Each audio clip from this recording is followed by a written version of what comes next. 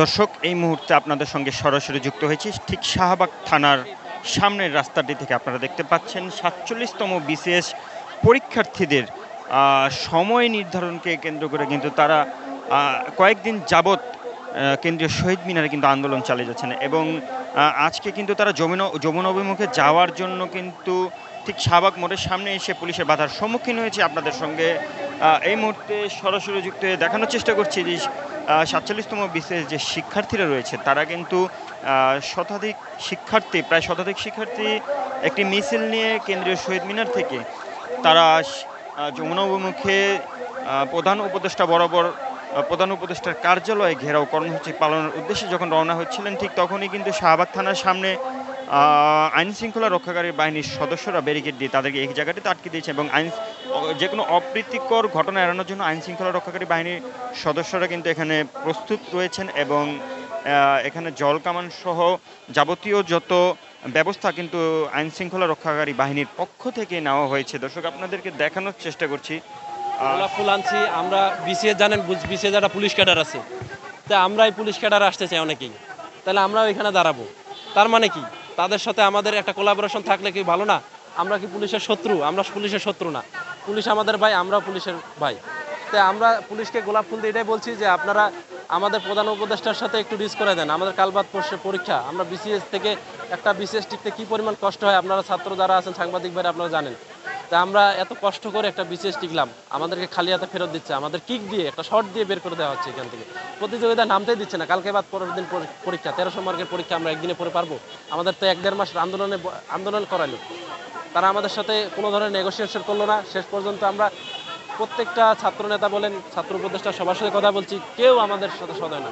আমরা এখন আপনাদের মিডিয়ার মাধ্যমে আমরা প্রধান উপদেষ্টাকে এটাই আকুল আবেদন যে আমাদেরকে এখানে সরাসরি 3 জন মানুষ নিয়ে তিনি কথা বলুন।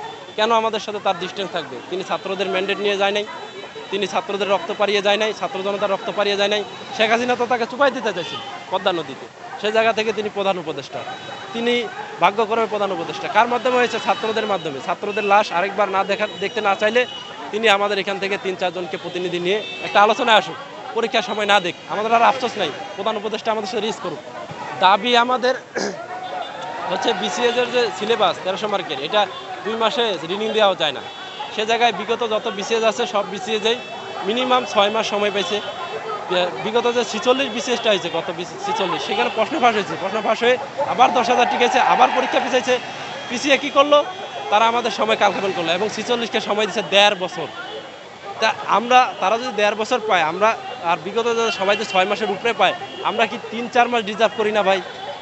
আমরা কিছু চাইছি, আমরা শুরুতেই বলছি আমাদের 3.5 মাস, 2 মাস দিচ্ছেন আর 1.5টা মাস সময় অ্যাড করে দেন, আমাদের ডিসেম্বরে বা জানুয়ারির দিকে পরীক্ষাটা নেন। তারা সেটা করলো না, আমাদেরকে রাস্তায় নামাইলো। আপনারা জানেন পিলির পড়া আর রিটেনের পড়া অনেক তফাৎ আছে। পিলিতে তারা দিল 11 মাস আর রিটেনে দিল 2 মাস। এটা কি হইলো ভাই?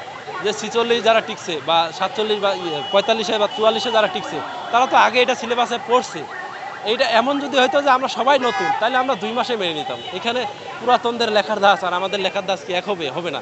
আমরা এখানে একটা স্বপ্ন নিয়ে এসেছিলাম, বাবা মার স্বপ্ন ছিল আমাদের এখানে, আমাদেরকে একটা শর্ট দিয়ে বের করে দেওয়া হচ্ছে।